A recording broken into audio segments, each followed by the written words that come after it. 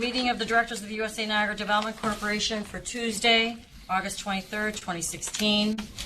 We welcome public comment on the items on the following agenda, and to ensure maximum opportunity for participation, speakers representing themselves may speak up to 2 minutes each, and those representing groups may speak for up to 4 minutes, one speaker per group. Speakers' comments may address only items considered at today's meeting. Before we begin with the substantive portion of the meeting, I would like to ask the directors whether anyone has any potential conflict of interest with respect to any of the items on the agenda. If so, I would ask you to please make an appropriate disclosure on the record at this time. We will then be sure that you may recuse yourselves from any discussion or vote with regard to such items or items. Okay, the foregoing have been noted for the record. Our first order of business is the approval of the meetings of the directors on January 15, 2016 and March 23, 2016.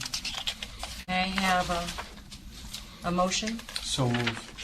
So moved by Mr. Williamson, seconded. Second. By Mr. Smith. All in favor? Aye. No opposed. Thank you. Oh, Paul? Okay. Thank you. I would now like to request Steve Golick to present the next item on today's agenda. This item is for the adoption of revised guidelines for the use, awarding, monitoring, and reporting of procurement guidelines. When you're ready, Steve. Oh, thank you. Annually, the Public Authorities Law requires ESD and its subsidiaries to adopt the procurement guidelines. ESD adopted the revised guidelines in the spring. There's been no changes in the laws, rules, and regulations that govern the guidelines, but they have been completely reformatted, much more user-friendly. There was one substantive change in the guidelines. The ESD board adopted a change in the contract amount, which requires board approval. Previously, any contracts over $50,000 required board approval. The ESD board adopted up that to $250,000. So any contracts that are below that do not require board approval. ESD obviously deals with a lot of bigger contracts, bigger projects, so we don't think the 250 is appropriate, but we do think it should be increased from 50 to 100,000. So we're asking the board to adopt the procurement guidelines with the exception that the amount of requiring board approval goes to $100,000. So after this point, assuming they're adopted, any contracts under 100 would not require board approval, would just require the president's okay. Anything over that would require board approval. Thank you. Anybody have any questions or comments? Anybody give me a motion for approval? So moved. Mr. Smith? Second. Mr. Williamson? All in favor? Aye. Aye. Thank you, I Paul. was worried. I No didn't know I was opposed. there for a minute. Thank you. Chris, if you'll please present the next item, which relates to 310 Rainbow Boulevard, industrial/small and medium-sized business assistance project. Thank you very much. Good afternoon, everybody. 310 Rainbow Boulevard is, of course, the site of the Hamister project, which is a $34.4 million mixed-use development that will result in a 112,000 square foot building containing a 128-room Hyatt Place hotel, meeting and banquet space, as well as ground-level retail and/or food and beverage operations. Today, we are asking the directors to adopt a second modified general project plan. In addition to the previously committed $3.85 million in USA Niagara and Buffalo Billion assistance toward the project, an additional $1 million in state funds is proposed by USA Niagara staff and Empire State Development senior management to be provided to the developer. This public investment, now proposed to total $4.85 million, which is approximately 14% of the project, combined with additional financial requirements of Mr. Hamister by Goldman Sachs, has enabled the project to proceed. Together with the developer's equity of over $5 million, which is about 16% of the project, financing for the project includes a full guarantee of $30 million by Mr. Hamister, which is the balance of the project that is required by Goldman Sachs, which is, of course, Goldman's first investment in the downtown Niagara Falls market. The $4.85 million public investment would result in the developer achieving an operating performance which should produce an acceptable internal rate of return. The source of this additional funding is the Buffalo Regional Innovation Cluster Appropriation, which is the Buffalo Billion funding, authorized pursuant to the 2016-17 state budget. USA Niagara corporate funds will not be used for any portion of the project in total of the 4.85. So based on the foregoing, the directors requested to first adopt this August 16th modified general project plan, which is in your packets and available to the public, and authorize a public hearing on this August 16, 2016 amendment, and to authorize the commitment of funds in the total amount of $4,850,000 for the project, and authorize the taking of all actions related to the foregoing. Thank you. Any of the board members have questions or comments? May I get a motion for approval, please? So moved. Mr. Williamson? Second. Mr. Smith? All in favor? Aye. Aye. Any opposed? Aye. Thank you. Here we go. Oh, Chris, please present the next item, which relates to the 444 3rd Street retail renovation project. When you're ready, Chris. Thank you very much. Cataract Real Estate Incorporated describes the 444 3rd Street retail renovation project as a $500,325 renovation to what was a vacant 3,840 square foot, one-story building on 3rd Street in downtown Niagara Falls, New York, that once housed a state parole operation. Renovations will create retail space for a locally owned Power City Eatery. Currently, there are actually no non-franchise locally owned independent coffee shops in downtown Niagara Falls. Power City Eatery seeks to combine the need for a local independent shop, small market, and deli and sandwich shop. Cataract Real Estate Incorporated accepted an incentive proposal from USA Niagara on March 3rd of 2016. Power City Eatery recently opened for business and expects to complete all components of the project by October of this year, 2016. The grantee is Cataract Real Estate Incorporated. The contact is Mr. Michael Lewis, the owner of Cataract Real Estate Incorporated, 444 3rd. Mr. Lewis is with us this afternoon. I'd like to welcome him and thank him for his investment and his creativity and entrepreneurship in downtown Niagara Falls. Of course, the project location is 444 3rd Street.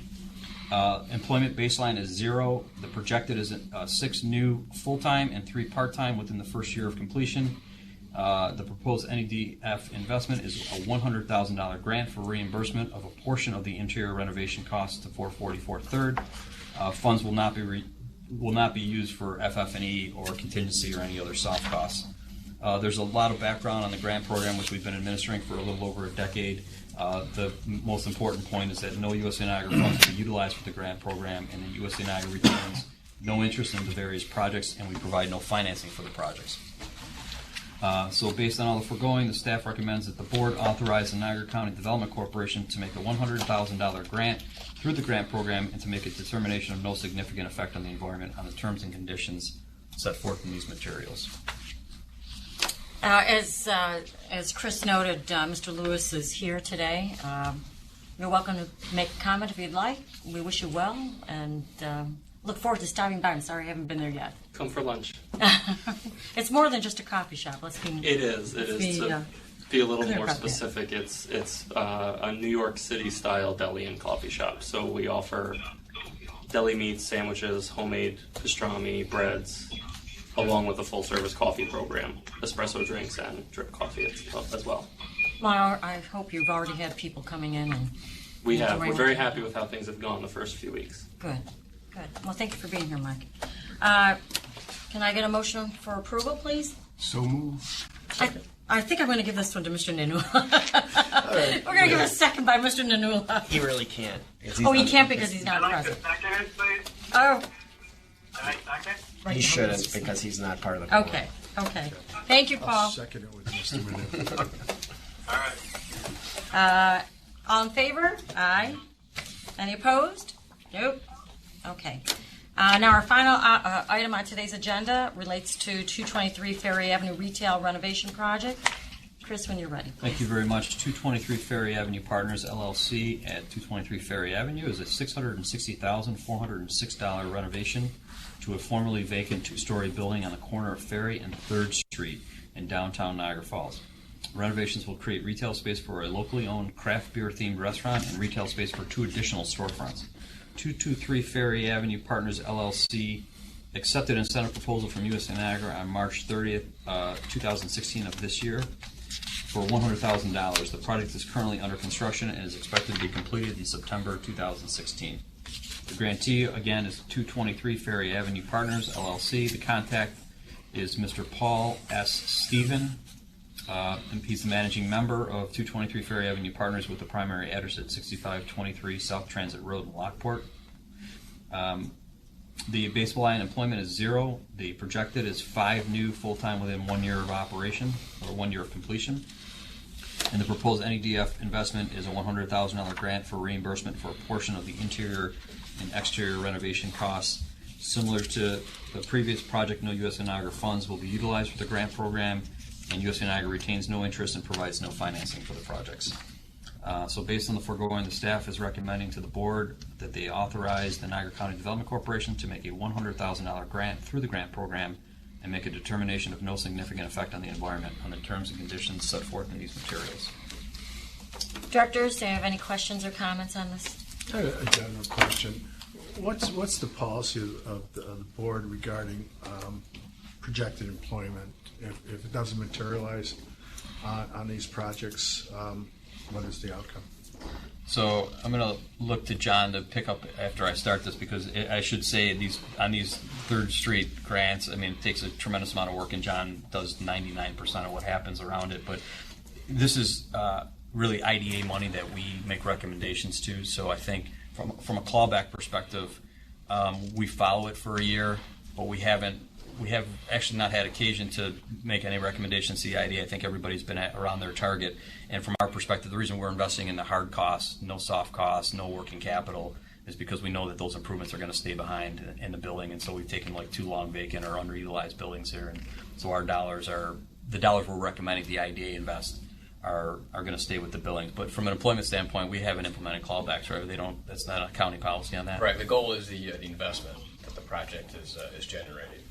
The jobs are protected by the grantee, but we don't track or claw So back. we track and we hold to the investment amount, but not the job It's the amount. investment.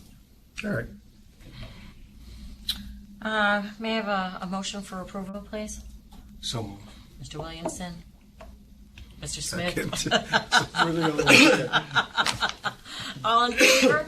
Aye. Any opposed? No response. Thank you. This is one of the quickest meetings I think we've ever done, so I appreciate you all coming out on this warm what is today? Tuesday afternoon. And if I may have a motion to adjourn, I'd certainly appreciate it. So moved. Mr. Williamson, second by Mr. Smith. When do we get our parking pass? Yeah, I know. Let me adjourn the meeting, then we can talk about that. But thank you, everyone, for attending today's meeting. See you, New York.